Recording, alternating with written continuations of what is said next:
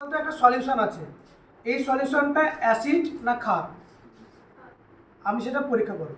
এবার তোরা অনেক নিচু ক্লাসে পড়েছিস কি বলতো, লিটমাস পরীক্ষার সাহায্যে একটা দ্রবণ অ্যাসিড না ক্ষার জানা যায়, তাই তো?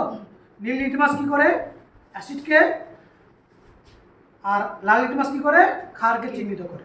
যদি নীল লিটমাস দেই অ্যাসিডের মধ্যে, সেটা কি বলতো লাল হয়।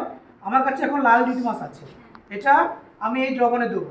এই দ্রবণ যদি দেই, যদি এটা অ্যাসিড হয় তাহলে লাল লিটমাস দিলে কোনো বর্ণের চেঞ্জ হবে না, কিন্তু যদি এটা ক্ষার হয় তাহলে এখানে যদি আমি লাল লিটমাস দেই তাহলে কি বলতে দ্রবণটা কী হবে, নীল হবে।